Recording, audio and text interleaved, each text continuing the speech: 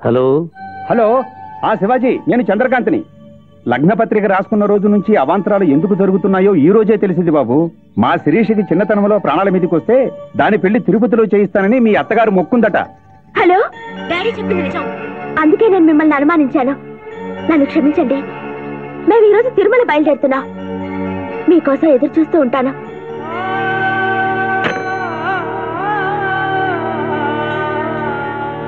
బావా, నువ్వేం బాధపడకు. శివుడు భక్త మార్కండేయుని ఎమిడి బారి నుండి కాపాడినట్లు ఆ వెంకటేశ్వర స్వామి నిన్ను కాపాడుతాడని నమ్మకం నాకుంది. ఏదైనా ఉపాయం ఆలోచించుదాం.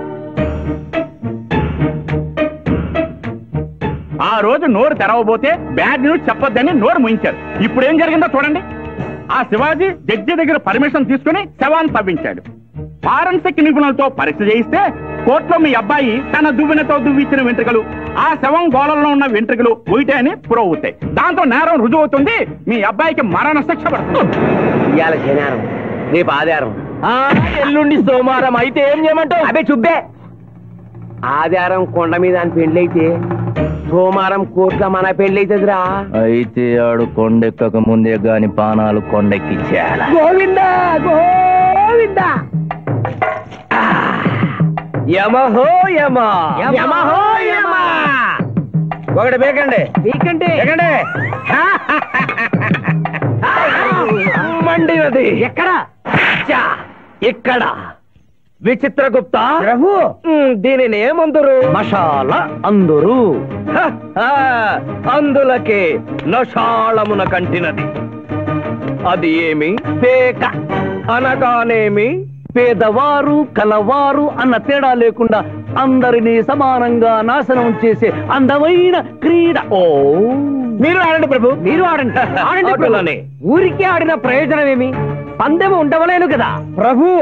ఈ మానవుడు సామాన్యుడు కాడు.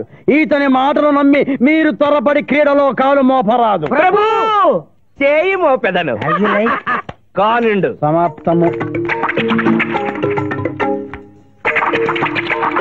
ఈ మూడింట్లో బొమ్మ ఎక్కడుందో మీరు చెప్పాలి. ముందు పందెం ఏమిటో తెలుసండి. మీరు ముయ్యండి. యోయమ ధర్మరాజా, పందెంలో నేను ఓడిపోతే వెంటనే తీసుకెళ్ళండి. మీరు ఓడిపోతే నాకు 2 రోజులు గడువే ఉంది. ఎంకను గడువా? ఆ ఒక్కటే అడక్కు. స్వామి, ఏకాకి అయిన నా సింధుకి దారి చూపించాలి. నా మేనకొడనే కళ్ళిచ్చి తన కొడుకునే కలవరిస్తూ కళ్ళు మూసిన రామరమ్మకిచ్చిన మాట నిలబెట్టుకోవాలి. శిరీష్ కుమారుడితో పెళ్లి జరిపించాలి. మీ అభీష్టము మాకు నచ్చినది, మాకు సమ్మతమే.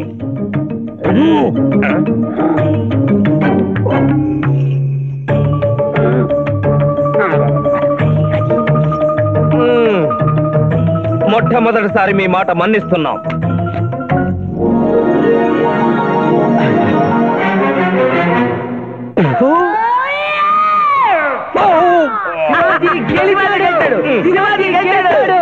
వీల్లేదు. ఈ మానవుడికి గడువు ఇవ్వడానికి వీల్లేదు. ఇది అధర్మజూదము. ఇది అధర్మజూదమా?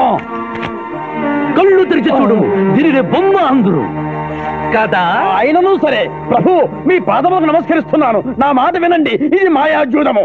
విచిత్రగుప్త, మేము జూదమున ఓడితిమి, అతనికి వరము ఇచ్చదము. వలదు ప్రభు. విచిత్రగుప్త, చిత్తము. నీకు మతి పోయినది. ఈతను వివాహమాడు కన్య మీనలగ్నమున జన్మించినది. ఆమెకు పునిస్త్రీ యోగమున్నది. ఆమె మెడలో తాడిబొట్టు కట్టినచో ఈతడు పూర్ణాయుష్కుడగను. ఆ విషయము తెలియక కొద్ది రోజుల గడువు మాత్రమే కోరుకున్నాడు. ప్రభు,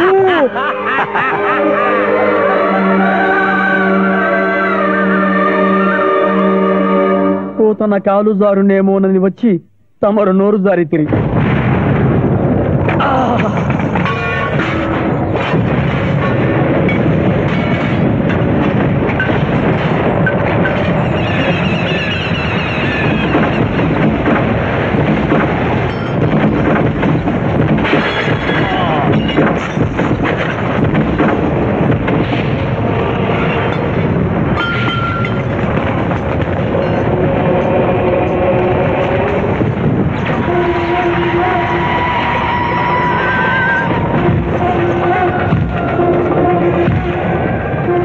ప్రభువులకు ప్రణామములు.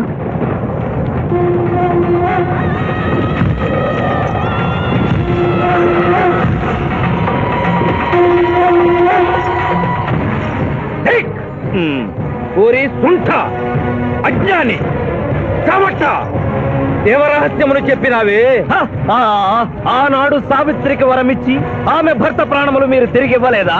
అప్పుడు మీరు వేసిన పప్పులో కాలు కంపు ఇంకను కొట్టుతూనే ఉన్నది. ఇది నీ తప్పు కాదు. ఒరి టక్కరి మానవ, నా కుమారుని వల్లో వేసుకున్న నిన్ను ఈ క్షణమే వధించదను. తండ్రి, మీరు హద్దు మీరుతున్నారు. అతని ఆయుష్ ప్రమాణం ప్రకారం రేపు 11 గంటల 1 నిమిషం వరకు అతని కేశములెవరూ పీకలేరు. ఈలోగా నేను శ్రీశమలలో తాళిగడితే ఆ తర్వాత కూడా పీకలు. ఇది లేటెస్ట్ ఇన్ఫర్మేషన్. విర్రవేగకు. నీవు ఎటుల తిరుమల ప్రయాణించదవో నేను చూచెదను. అష్టదిగ్బంధము గావించద.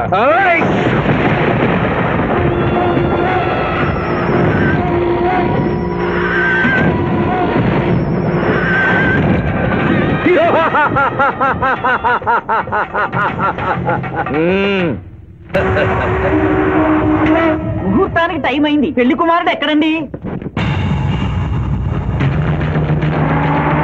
Shivaji, all the best.